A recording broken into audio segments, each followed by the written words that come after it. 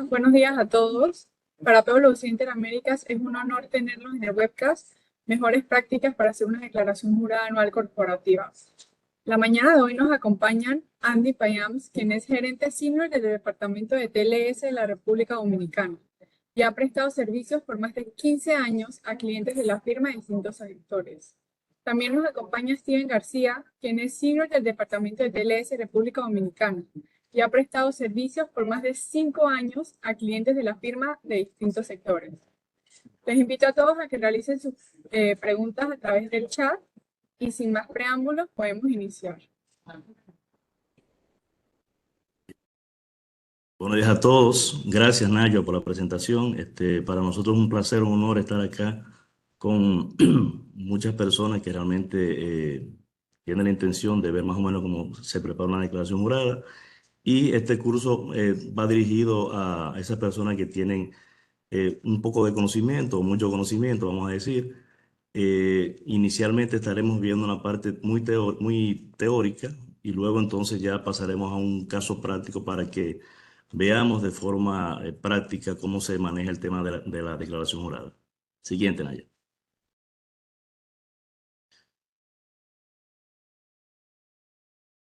Bueno, aquí tenemos la agenda del día de hoy. Tenemos una introducción, tenemos los objetivos planteados acá que estamos buscando para el logro de este curso.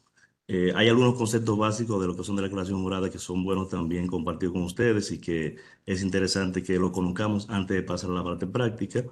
Luego tenemos un caso práctico de una empresa comercial, de forma tal que podamos ver los diferentes anexos de las declaraciones juradas. Y luego de este caso práctico vamos a pasar a la sección de preguntas y respuestas, que como bien dijo Naya, me gustaría que lo vayan poniendo en su chat para que finalmente nosotros podamos dar respuesta a sus preguntas, que me imagino que van a ser algunas o muchas, vamos a decir, dependiendo de cómo vayamos realizando todo esto. Siguiente. Bueno, acá a manera de introducción y antes de empezar a teorizar con este tema de la declaración jurada, es importante saber que el impuesto sobre las rentas se aplica básicamente según lo que establece el código sobre las rentas de las personas jurídicas o físicas también, en función a lo que es el ejercicio fiscal. La ley ha establecido una tasa corporativa de un 27% que se aplica para lo que son las personas jurídicas y un 25% para lo que son las personas físicas. En este caso vamos a centrarnos básicamente en lo que son las personas jurídicas o las declaraciones que se presentan para lo que son las empresas. Para la presentación de la declaración jurada, la ley también establece, y es importante saberlo, en virtud de que quizás muchos de nosotros tengamos mucho conocimiento de esto, pero queremos hacer hincapié en esta parte porque a lo mejor hay algunos que no tienen tanto conocimiento. Pero básicamente la ley te da unos 120 días para presentar tu declaración jurada corporativa a partir del cierre fiscal.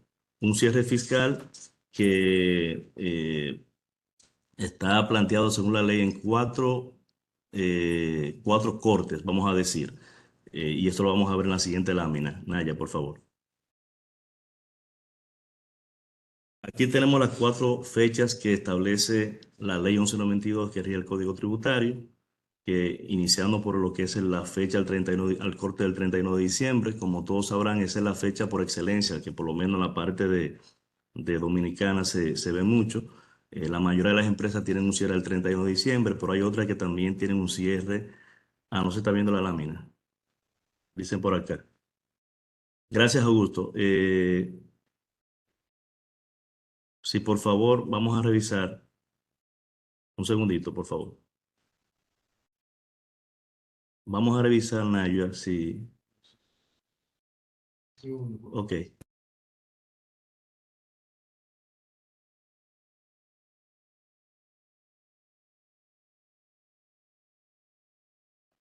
Bueno, dicen algunos que sí, Sí, que sí sí se lo ve. ven. Lo que pasa es que en caso tal de que no la pueden ver, tienen que ingresar a través de la aplicación de escritorio.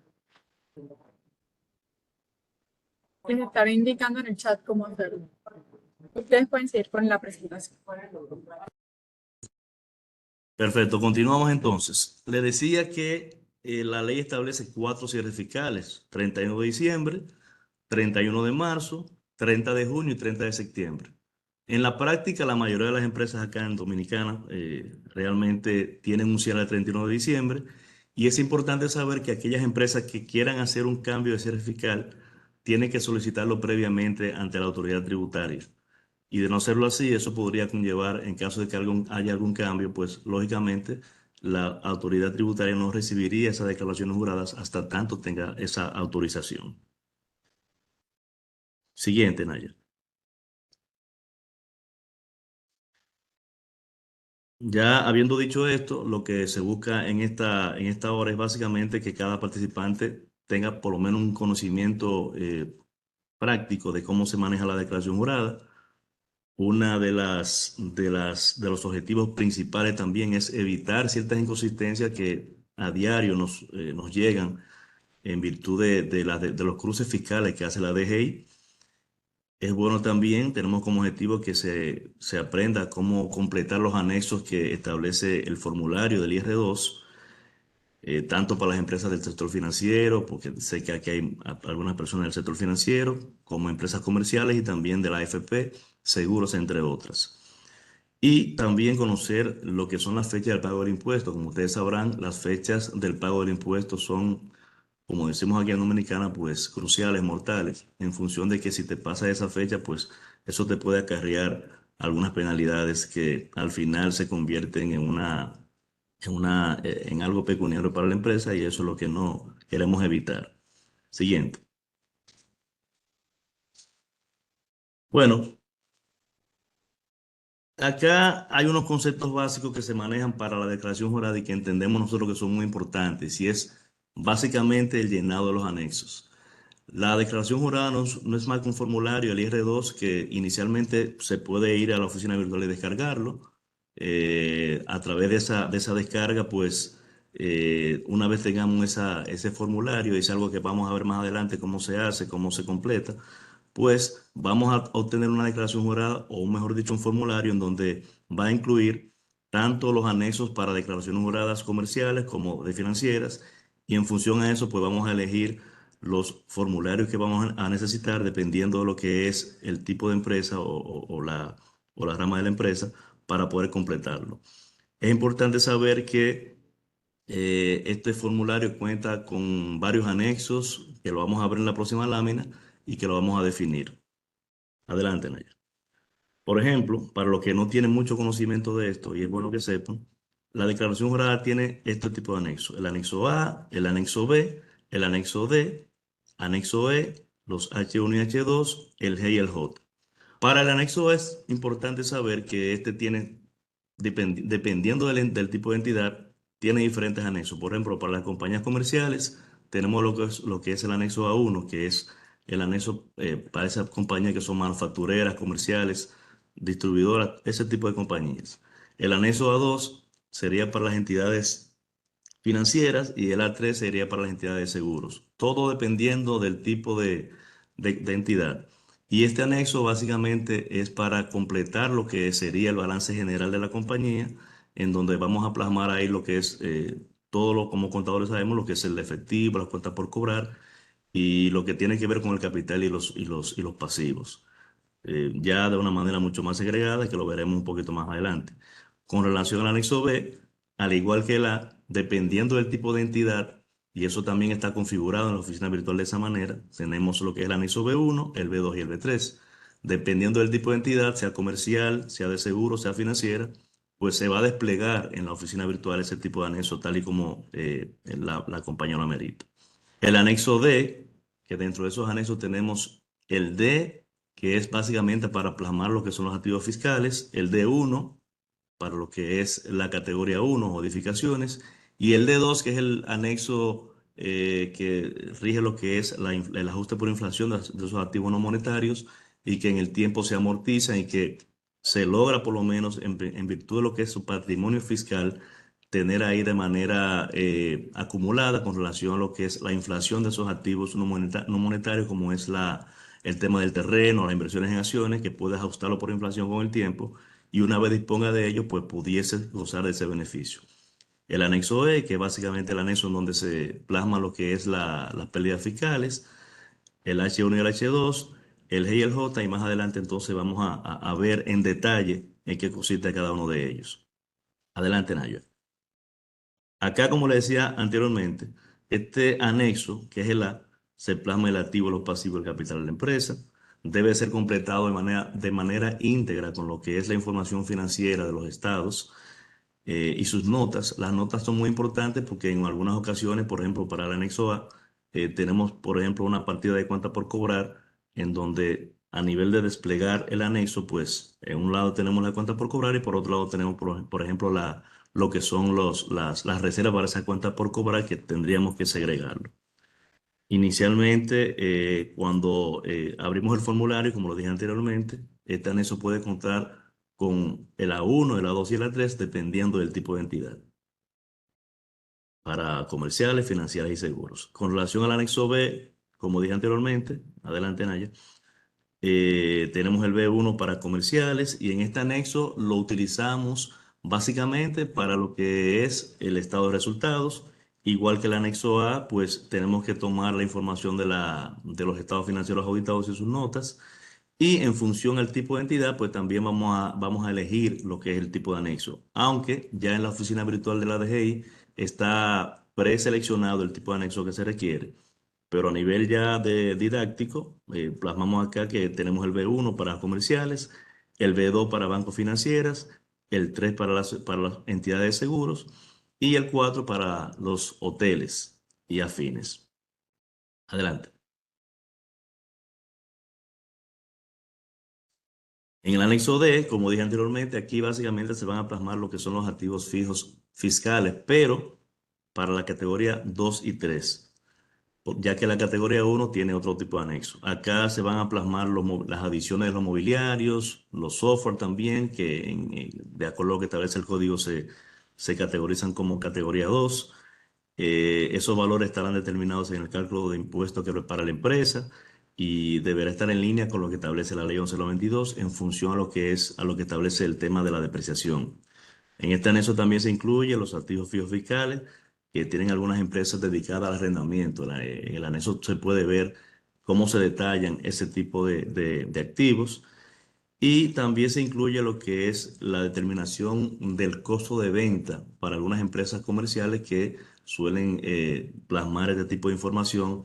Es en este anexo donde se puede validar este costo de venta en función a sus inventarios, a lo que son las compras del año y las compras locales. Adelante.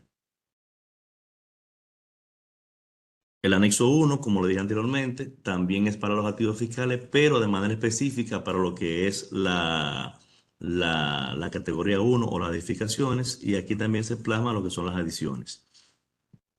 Adelante. Y el D2, que es un anexo que en algunas ocasiones hemos visto que da algunos problemitas para completarlo, quizás por la falta de experiencia o conocimiento de la persona, pero en este anexo básicamente se plasma lo que son los activos no monetarios o los activos fiscales y pasivos fiscales para determinar el ajuste por inflación de cada activo no monetario, haciendo la salvedad, como establece el decreto 152004, de cuáles partidas aplican o no para este tipo de anexo. Adelante. Y el anexo E, que aquí básicamente se plasma lo que son las pérdidas fiscales que la entidad puede aprovechar a futuro, siguiendo los lineamientos que establece la ley 200, la ley 1192 en función a lo que es aprovechar las pérdidas anualmente, como también lo que es la parte y eso lo vamos a ver más adelante, de lo que son los resultados por venta de activos que son activos de capital, como son los terrenos y las acciones que te generan una pérdida o ganancia de capital y que debe estar plasmada en este anexo como historia para futuro aprovechamiento. Adelante.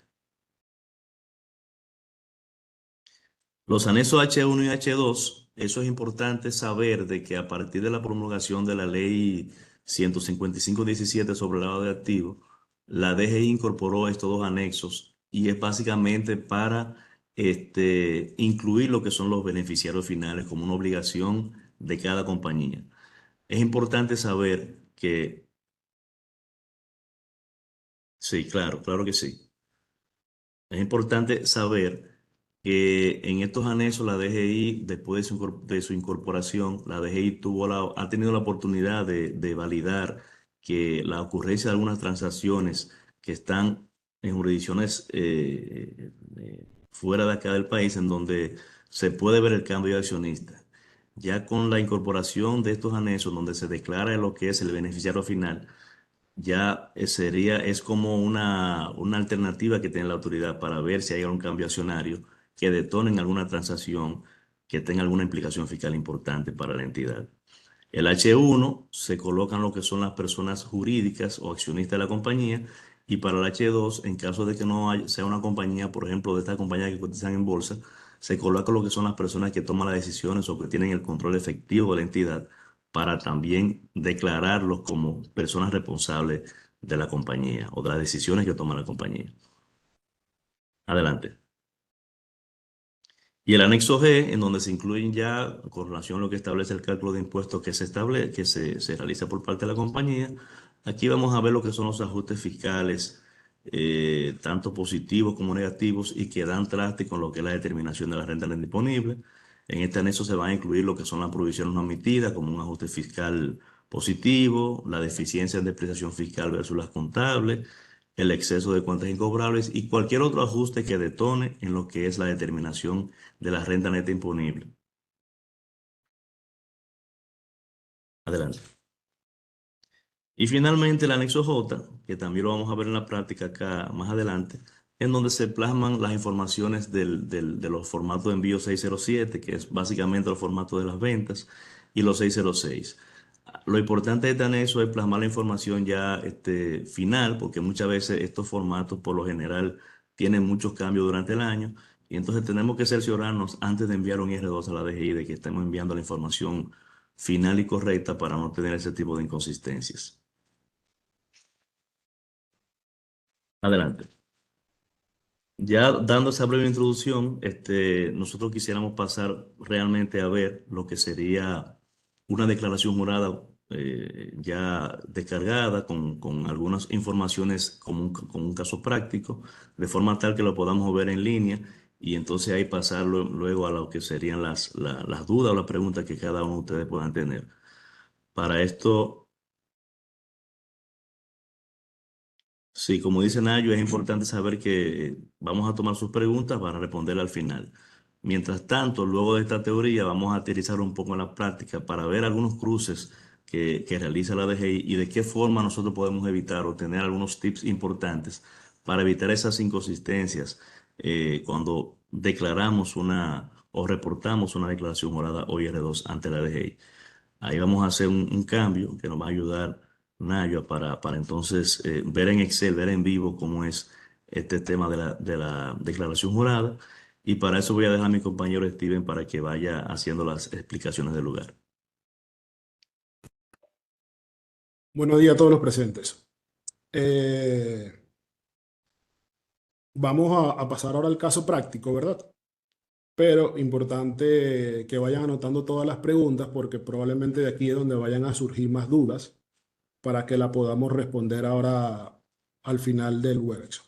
Este, el caso práctico lo vamos a ir desarrollando, pero vamos a ir dando unos tips a medida que lo vamos desarrollando, que hemos visto en la práctica que hay ciertas debilidades con eso. Entonces, inicialmente empezando, muy importante que al momento de empezar a hacer la declaración, yo tenga una balanza comparativa. Acá vemos que hay un estado de situación y un estado de resultado del 2023, pero si yo voy a empezar a hacer la declaración del 2023, es sumamente importante que yo tenga la balanza con que se declaró el 2022 para yo poder comparar. ¿Qué me puede permitir esto? Por ejemplo, si una empresa que recibe dividendos, tú ves que en el 2022 tiene y en el 2023 no, eso tiene que llamarte la atención para preguntar por qué no hay ahora en el 2023 cuando recurrentemente eso ocurre. Puede ser que se esté registrando el dividendo en otra cuenta y lo pasemos por alto y grabemos ese ingreso, el cual está exento. Igualmente puede pasar con un gasto no deducible, con impuestos asumidos.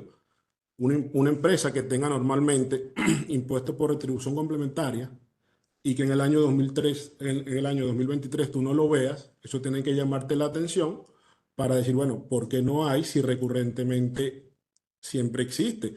Puede ser que ese impuesto lo estén registrando en una cuenta de otro gasto de personal por error y se esté deduciendo equivocadamente ese monto. Siguiente anexo, el D2. Ok, el D2, como ya Andy mencionó, es el que recoge todo lo que sería el ajuste por inflación. Dos puntos importantes en este anexo, que solo se ajusta por inflación las partidas no monetarias y los montos que se consideran acá son los montos del año anterior. Importante. Ok, entonces empezamos primero por el total de activos. Ese total de activos lo sacamos del A del año pasado, del estado financiero, tiene que ser lo mismo. Si ven, hay algunas partidas que estamos reflejando o algunos numerales que estamos resaltando y es porque queremos hacer unas pequeñas aclaraciones de lo que hemos visto en la práctica. Por ejemplo, el numeral 3 de impuesto sobre la renta diferido, hemos visto que en algunos casos incluyen lo que es el impuesto sobre la renta anticipado. Eso no tiene absolutamente nada que ver. El impuesto sobre la renta diferido me hace referencia a la NIC 12. No tiene nada que ver con impuestos adelantados. En el caso de las cuentas por cobrar, también vemos que se tiende mucho a tomar lo que se registra en la 1.4 del anexo A, que me habla de otras cuentas por cobrar. Estas otras cuentas por cobrar no relacionadas con el giro del negocio hace referencia a cuentas que no tengan nada que ver con el giro económico de la empresa. Pongamos un ejemplo, una cuenta por cobrar empleados. Eso debería excluirse acá. Los costos históricos también lo tomamos de lo que sería el anexo A del año anterior. Vendría siendo lo que, en este caso, el terreno. Tenemos también el caso de lo que son los costos de edificio, que sería la categoría 1, la categoría y categoría 2 y categoría 3. Esto tiene que ser igual, importante lo que hay, que lo que está en el anexo A del año anterior. En este caso sería 2022. Los otros activos es para colocar otros activos no monetarios que no estén encasillados en los numerales anteriores. Por ejemplo, una empresa comercial o de servicio que tiene mucho, unos seguros prepagados. Eso debería ir ahí porque se consideran como una partida no monetaria. Para el caso de las entidades financieras, los bienes recibidos en recuperación, deberíamos colocarlo en esa casilla también. Baja un poco, por favor. Para el caso de lo que son las construcciones en proceso, los terrenos, las acciones y lo que son las mejoras de la propiedad arrendada, siempre es muy importante tener una hoja de trabajo donde podamos llevar un tracking de lo que va entrando y va saliendo. Mucha gente, baja un poco, Naya, por favor. Mucha gente tiende a tomar como saldo inicial lo que hay en el monto y la distribución del ajuste y lo coloca para el año 2023, sin tomar en cuenta, por ejemplo, para el caso de la inversión en acciones y terrenos, de que pueden haber adiciones que ocurrieron en el año anterior que no la estás viendo, porque realmente esas adiciones y esos retiros no se colocan de forma detallada en este anexo, se colocan los montos absolutos. Entonces, si tú no tienes un tracking de lo que sería la inversión en acciones y terrenos, por ejemplo, puedes cometer el error de estar tomando un ajuste que realmente no te corresponde porque pudieron haber tantas adiciones o retiros en el año anterior que no está tomando en cuenta. Por ejemplo, para el caso de las mejoras y de las construcciones en proceso, por ejemplo, de las construcciones en proceso, la ley 152004 me permite a mí capitalizar el ajuste de las construcciones en proceso en la categoría 1, 2 o 3. ¿Qué quiere decir esto? Que yo hago que la adición que yo tenga que yo tendría sería mayor al valor histórico, por ende también tendría una depreciación fiscal y un ajuste negativo mayor. Pero si yo no tengo un tracking de esas construcciones en proceso, de qué entra y qué sale, para mí va a ser muy cuesta arriba poder tomar alguna inflación porque podría estar tomando un monto que realmente no me corresponda. Para el caso de lo que son las mejoras en propiedad arrendada, pasa igual. Si yo ajusto esas mejoras para propiedad arrendada al momento de compararla con, con la amortización de la mejora contable, voy a tener un mayor ajuste que puedo aprovechar. Entonces, siempre es muy, muy importante tener en cuenta que debemos tener un tracking muy, muy estricto de esas partidas si es que queremos tomar algún tipo de ajuste que la ley me permite. Para el caso de lo que son los pasivos, de igual forma también sale el anexo A del año anterior y una partida importante acá es la de lo que serían los impuestos de las provisiones no admitidas del año anterior. Esas provisiones no admitidas del año anterior es importante que tomemos en cuenta que forma parte de acá de una partida que me permite hacer el pasivo fiscal más pequeño, por tanto tener un mayor patrimonio fiscal. Siempre es importante que las provisiones que se impugnaron el año anterior, yo las pueda considerar en esta casilla 28, en esa casilla 29. Va un poco, Naya. Sí, es importante, Henry, que todas esas preguntas las vayan anotando para ahora al final las respondamos. Importante, todos los saldos iniciales de las partidas no monetarias del ajuste por inflación salen del año anterior. Ya aquí no sería del A y el B, por ejemplo, de la categoría 1, 2 y 3 salen del D1 y el D del año anterior. Terrenos, acciones, igual salen del año anterior, pero es importante recordar lo que le estaba mencionando del tracking de la hoja de trabajo para poder tomarlo. Mucha gente agarra lo que es el monto más la distribución y eso lo coloca. Hemos visto casos donde había unas construcciones en proceso totalmente abultadas que no tenían absolutamente nada que ver con lo que estaba en la contabilidad. Y era porque lo iban sumando monto más distribución, lo colocaban como ajuste inicial para el año. Y así fueron durante muchísimos años donde había un monto totalmente exagerado que no tenía absolutamente nada que ver con lo que había en la contabilidad. La partida de inventario viene del anexo A y es importante que eso cuadre. Y importante también recalcar que ese ajuste del inventario es el único ajuste que va de forma directa a lo que sería el anexo G, que es el anexo donde se colocan las partidas positivas y negativas. Es el único ajuste de todos los que hay acá que va de forma directa. Seguimos. El otro, el D1. Ok. Acá el anexo D1 hace referencia a lo que es la categoría 1, que son edificaciones. El balance inicial proviene del D1, como ya les comenté, del año anterior. El ajuste fiscal viene del D2, por eso siempre se llena primero el D2 para que alimente los siguientes anexos. Importante mencionar acá que el retiro de la categoría 1 siempre es a valor fiscal. No es a valor contable, no es a valor de la venta. El retiro que se hace en la categoría 1 siempre es a valor fiscal. Va un poco, por favor. Importante acá el tema de las adiciones. También hemos visto en la práctica que se tiende a tomar las adiciones por diferencia. Agarran lo que había el año pasado, le restan lo que hay este año y ese monto es lo que lo colocan por adiciones. Siempre es importante, para este caso los activos fijos, trabajar con un roll forward que por lo general la gente de auditoría ya monta, donde yo pueda ver claramente adiciones, reclasificaciones, capitalizaciones, retiro. Las adiciones de la categoría 1 se hacen siempre desde el momento de que la capitalización se realiza contablemente. Si, por ejemplo, la capitalización tú la hiciste en febrero, pues tú vas a aprovechar la inflación desde febrero, la depreciación desde febrero hasta diciembre. Si la haces en diciembre, pues no habría depreciación fiscal para ese caso.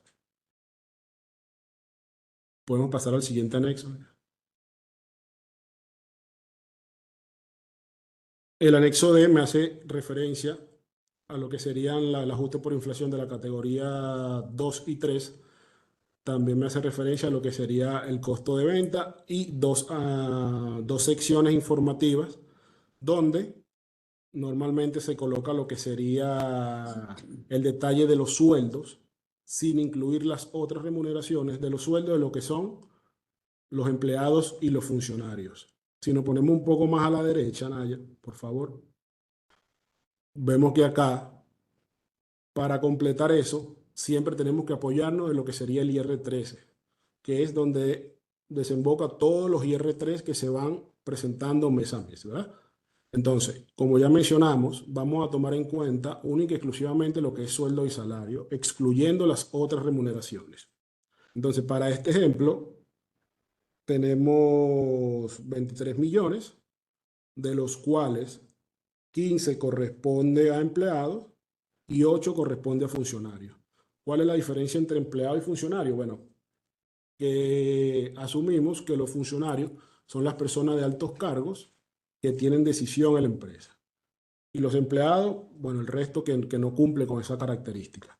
Entonces, lo que vamos a colocar en el anexo, en la sección informativa sería yo agarrar y dividir el monto del salario entre el total de empleados y beneficios para que me dé un sueldo promedio mensual, que al momento de yo multiplicar el número de empleados y funcionarios por el salario promedio me debe dar el monto total que tengo en el IR13 como sueldo y salario.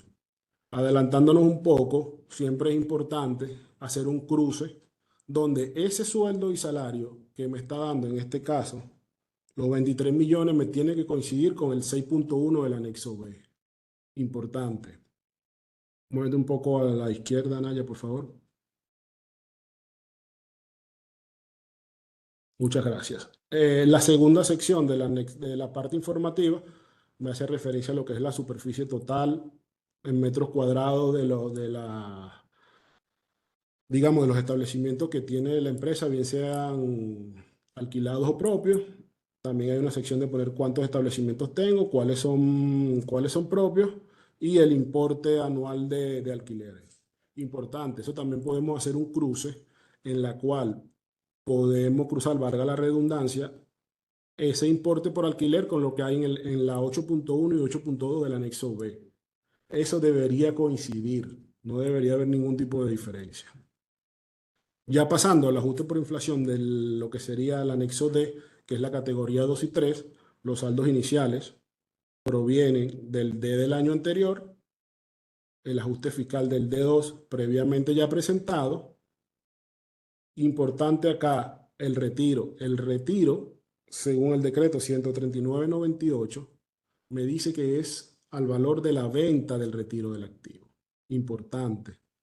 Siempre también solicitar o tener como soporte la factura de ese retiro, ya que eso también me va a permitir darle un plus al momento de hacer la declaración. Si, por ejemplo, no hicieron una factura y hicieron una venta de chatarra y no lo facturaron, pues eso es un plus que tú detectas y dices, mira, efectivamente tengo un tema de ITEVI, aunque estamos hablando de renta, si la factura no se hizo. Pero importante, siempre el retiro de la categoría 2 y categoría 3 es al valor de la venta. Siempre apoyarse en la factura. Bajar a la última sección, por favor. Ok, esta es la parte del costo de venta. Importante también hacer unos cruces donde me permite a mí ver que el inventario inicial es igual al presentado. Eso fácilmente se pueden abrir utilizar las columnas siguientes donde yo pueda colocar el inventario inicial y ver que es el mismo que se presentó. Súper importante. Las compras locales del ejercicio siempre deberían coincidir con el 606. Siempre. Igualmente, siempre hacer ese cruce. Bueno, ya las compras al exterior es un poco más difícil porque debería cruzarse con las importaciones, pero eso de igual forma siempre tiende a haber muchas diferencias. Siempre que el inventario final y el costo de venta coincidan con lo que se está presentando, con los estados financieros del año que se está presentando. Siempre habría que hacer ese cruce, más aún que el costo de venta que estamos reflejando acá va directamente al anexo B. En el anexo B no se digita el costo de venta. El costo de venta sale de este anexo D que se está completando. Siguiente, por favor. Ok. En el anexo A, importante siempre apoyarse del estado financiero. Si ven el estado financiero, es muy parecido a las partidas que contempla el anexo A para su llenado. Importante la partida de cuenta por cobrar y de inventario, como Andy mencionó anteriormente, siempre importante verlo desde el punto de vista del Estado y de cómo se componen esas cuentas. Muchas veces también hemos visto que se netea lo que es la cuenta por cobrar con la provisión y lo que son los inventarios con la provisión. Siempre es importante tener esa partida abierta. Bajamos un poco.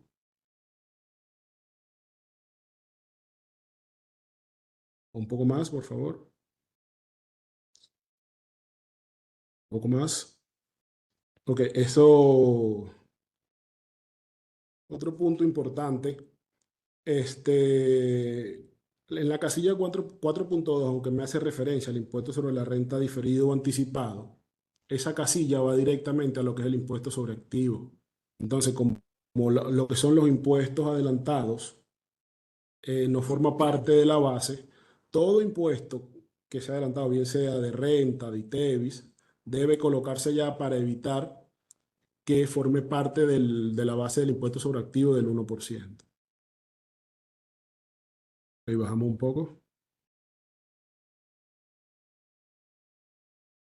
Baja al final. Otro dato importante acá es ver el tema de las utilidades retenidas. La DGI siempre se enfoca mucho en lo que es el tema de las utilidades retenidas, ya que por allí puedan haber diferencias que se están colocando que no estén pasando por resultados. Entonces, esa utilidad retenida tiene que ser exactamente la utilidad retenida del 2022 más el resultado. Y si no es lo mismo, siempre tenemos que tener documentado por qué la diferencia. Pero siempre es importante que esa partida tengamos claro por qué, en caso de que no cuadre, por qué no cuadra. Seguimos al B, por favor. Siguiente anexo. Siguiente anexo, ok. El anexo B, otra parte importante del anexo B son los cruces que se hacen. También tendríamos que apoyarnos del estado financiero para completarlo, aunque este anexo es mucho más específico que el A. Siempre también es importante apoyarnos del estado financiero y ver que el resultado ante el impuesto final sea el mismo que refleje el estado financiero. Este anexo B se fija mucho la DGI el tema de los cruces. Por ejemplo, en la primera parte de ingresos siempre se busca de que ese ingreso coincida con lo que tiene el 607 y el IT1. Siempre es importante hacer esas validaciones. En años anteriores habían puesto la misma DGI traba para compensar el impuesto sobre activo porque según ellos no le cuadraba lo que hay en el anexo A, en el anexo B, disculpe, en la sección de ingresos con lo que hay en el IT1. Y eso no necesariamente tiene que cuadrar. Pero sí siempre hacer una validación. O sea, no se puede enviar una declaración sin hacer una validación de por qué no me está coincidiendo lo que yo tengo en el anexo B con lo que hay en el IT1, inclusive hasta con el mismo estado financiero. Bajamos, por favor. Vaya, bajamos un poco. Ok, bajamos un poco más. En estas secciones de lo que serían los salarios, gastos por trabajo, suministro y servicios, de igual forma siempre es importante hacer unos cruces, bien sea, suba un poco, por favor, bien sea con la parte de lo que sería nómina, TCS, Infotep, siempre es importante cruzarlo con los formularios que ya previamente he presentado.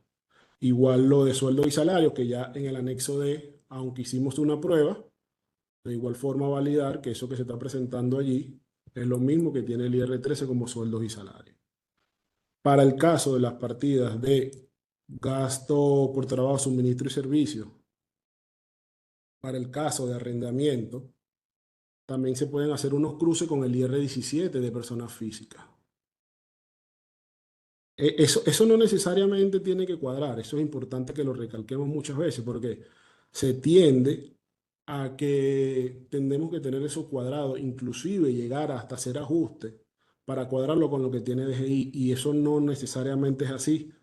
y es importante recalcar que los impuestos siempre salen de la contabilidad, nunca al revés. Entonces, si yo tengo partidas de provisión, eso no me va a cuadrar con lo que tiene la DGI. O sea, yo no necesariamente, yo siempre tengo que estar cuadrado con lo que ellos tienen. Lo que sí es importante que tengamos siempre por qué no cuadra y el soporte de por qué no cuadra. Eso es sumamente importante. Bajamos un poco.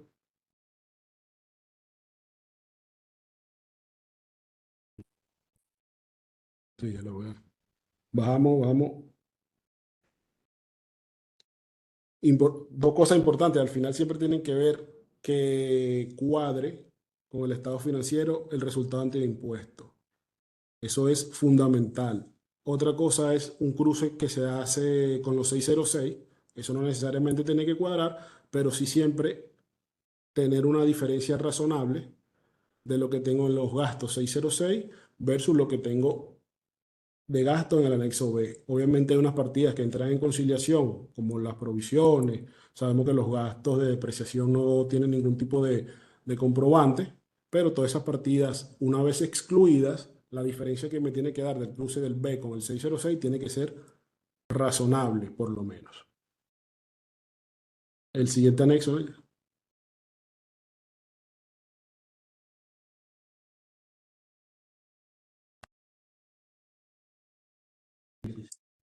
Ok, esta parte no habría que hablar mucho. Esta es la parte de las pérdidas, cómo se compone la pérdida. Cada casilla me va diciendo qué debo colocar. Parte importante acá, que hemos visto muchas veces, que se tiene una confusión que cuando se habla de de los últimos 2 años, que sería el cuarto y el quinto, la gente por alguna razón se piensa que el 70 y el 80% hace referencia a la pérdida. Y no es así. El 70 y el 80% que la ley me establece es sobre la renta neta. No sobre la pérdida como tal. En este anexo también se coloca lo que sería el tracking de la pérdida de capital. Si se tiene una pérdida de capital, se coloca acá y que se vaya compensando con la ganancia y que se lleve un control de eso. De igual forma, este anexo ya ahora de unos años para acá, la DGI sacó el monto o te detalla el monto que tú tienes por aprovecharte. O sea que básicamente esto es completarlo por completar, porque si no coincide con lo que tienen la DGI en pérdida, pues no te pasaría el anexo. Pasamos al GENA ya.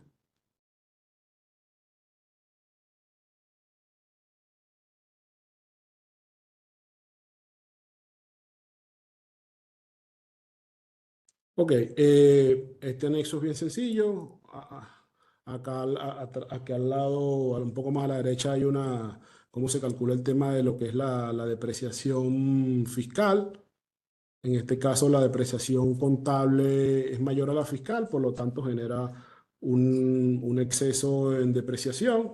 Este anexo es bastante específico en las casillas para ir colocando cada concepto de la partida, bien sea de ajuste positivo o negativo. La única recomendación que tendríamos ayer es siempre tener como un papel de trabajo donde yo tenga el total de todos los ajustes que estoy haciendo. Para que sea más fácil, ya en años posteriores o cualquier persona que lo vea, identificar de dónde sale, de dónde sale cada ajuste. Muchas veces se linkea directamente en la balanza o se pone de monto, o se pone en monto frío que al final es bien difícil detectar de dónde han salido los montos. Con una hoja de trabajo fácilmente podemos completar el anexo. Pasamos al siguiente, por favor.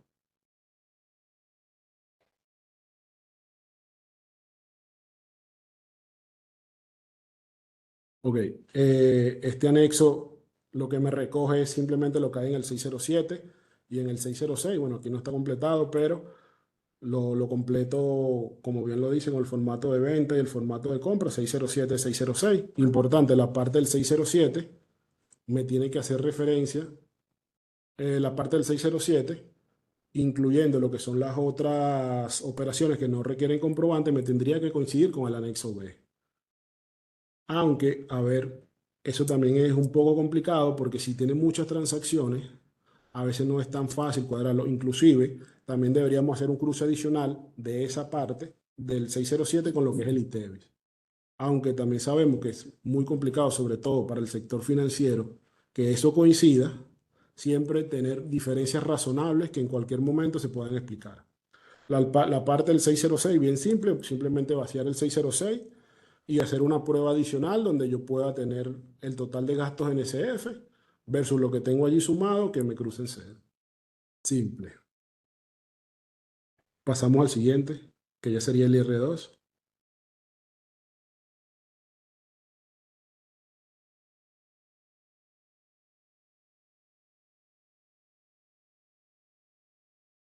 Siguiente, por favor.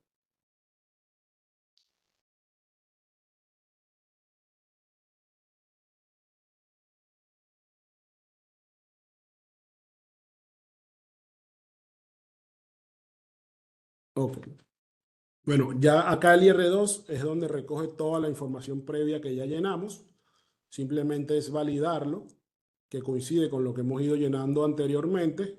El único ajuste que viene de forma directa al IR2 es el ingreso por dividendo que no se coloca en el G. El ingreso por dividendo viene de forma directa acá, por lo tanto en el G no se coloca, porque si lo colocamos en el G también como una partida de ajuste negativo, lo estaría duplicando. Baja un poco. Bueno, la parte acá de las pérdidas, como bien saben, ya no la trae del E, sino hay que colocarla ya según la información que la misma DGI te proporciona. Va un poco, ¿no?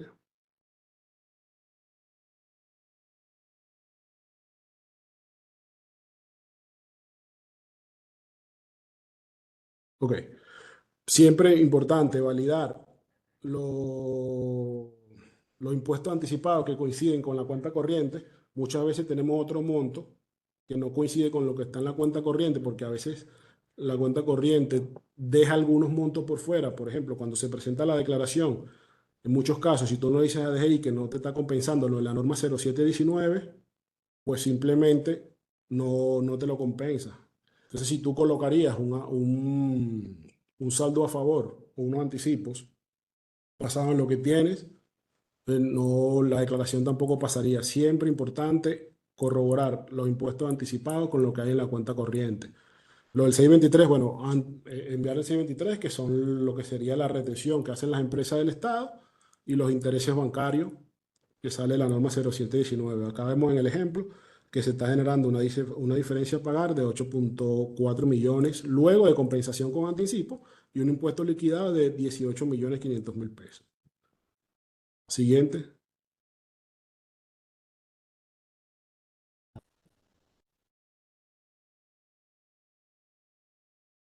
Siguiente, por favor.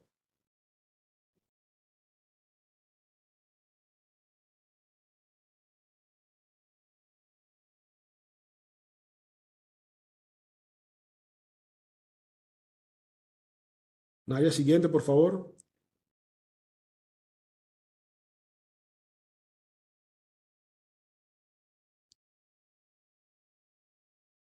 Ok, bueno. El impuesto sobre activo por lo general se completa de forma automática. Viene de lo que es el A. Fíjese que acá lo que viene en la casilla 5, el impuesto diferido anticipado, ya viene de lo que sería, de lo que le comenté en el anexo A, que habría que colocar todo lo que serían los impuestos adelantados o anticipados, bien sea de ITEVI o bien sea de renta.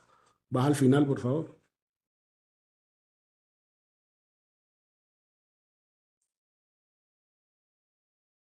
Al final.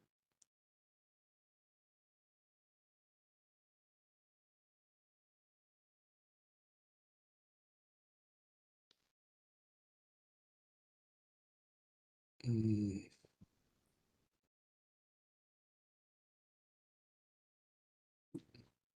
Ok, bueno, ya de esa parte. Hola, sí, un momento, estoy volviendo a conectar todo porque no me dejaba.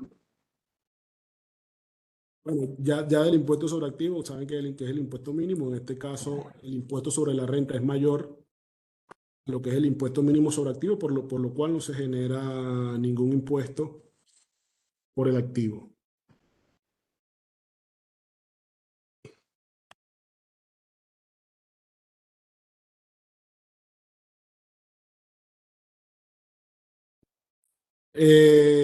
Faltaría lo que sería una breve explicación práctica de lo que sería el H1 y el H2, que Andy lo va a continuar mientras se proyecta acá, pero de igual forma vamos a continuar para no perder tiempo. Gracias, Steven. Bueno, para respetar el tiempo de los demás y algunas preguntas, podemos pasar directamente, entiendo yo, Nayo, para aprovechar el tiempo a las preguntas de los participantes. Del H1 y el H2, como dije anteriormente, estos formularios se introdujeron para lo que es la presentación del beneficiario final y así revelar información importante del cambio de accionista. Para el H2, que es el que estamos viendo ahí, eh, el H1, perdón, es para el control efectivo, en donde colocamos una persona ahí representante de la compañía, que será la responsable de la toma de las decisiones importantes. Y para el H2, básicamente lo que son los accionistas, entidades jurídicas. Entonces, sí me gustaría pasar algunas preguntas para aprovechar el tiempo de los participantes y ahí aclarar algunas dudas que podamos tener en función a lo que ya se ha explicado.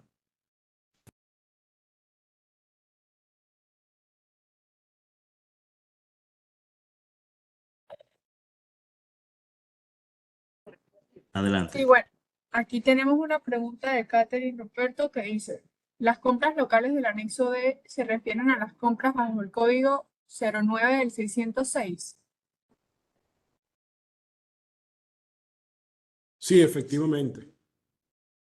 Hace referencia, claro. ¿Qué pasa con esto? Que era lo que le había comentado.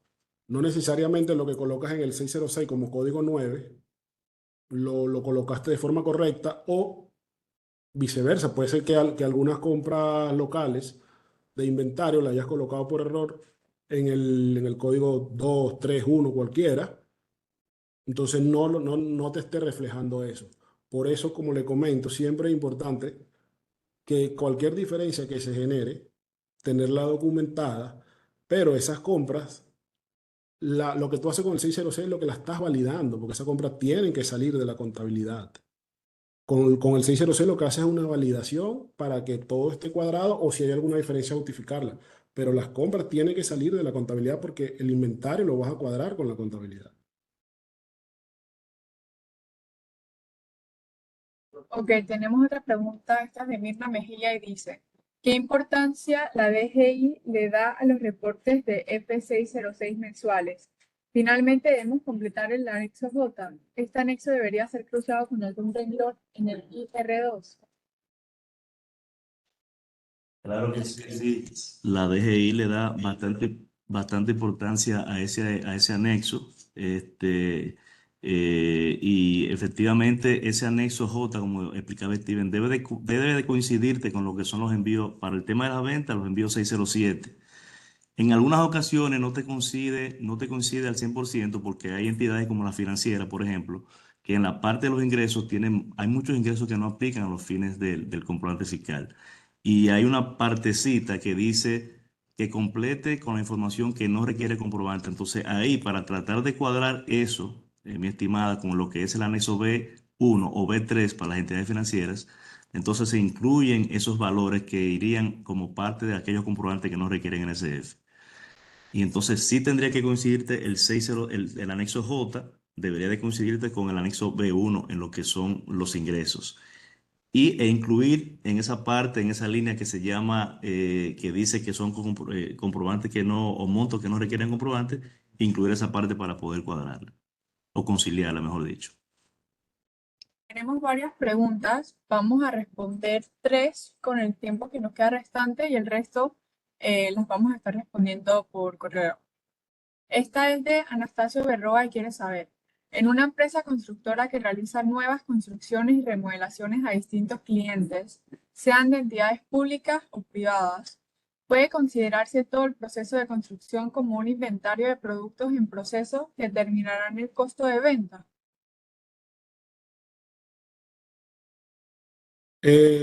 Sí, claro, porque si hablamos de una construcción, digamos, de una vivienda, todo eso forma parte inicialmente de unas construcciones en proceso, unos activos en proceso que posteriormente será un inventario que al momento de que tú vendas los apartamentos sería parte del costo de venta. Pero sería parte del costo de venta una vez ya se vaya generando la venta. Súper. Tenemos esta que dice, consulto, para compensar los anticipos a pagos a cuentas con el impuesto al activo, ¿es necesario tener una autorización previa de la DGI? Sí, sí, es necesario. Sí, es totalmente necesario. De hecho, como le comentábamos, el año pasado tuvimos mucho tema con algunos clientes porque la DGI sacaba de que no coincidía lo que había en el IT1 con lo que estaba presentándose en el IR2. Entonces, claro, se tuvo que explicar muchas veces de por qué no coincidía para que nos pudieran dar la autorización. Pero sí, inicialmente hay que solicitarlo vía un formulario. Fernando Oviedo quiere saber, ¿qué impacto puede generar recibir NSF y no reportarlos en 606 relacionado a reportes de gastos sometidos por empleado? ¿Todas las facturas se ha registrado el gasto?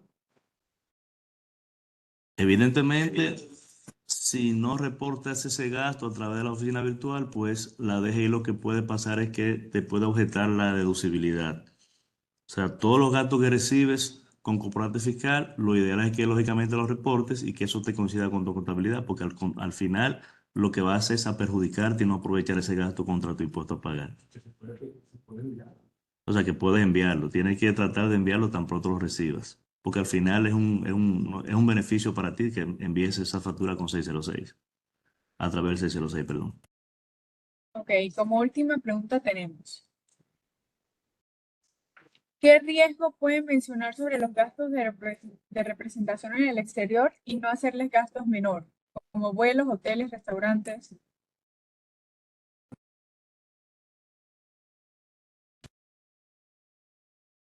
Eh, Ciertamente no hay una normativa que me exija a mí que esos gastos para el exterior, que esos gastos en el exterior yo tenga que hacerle un comprobante.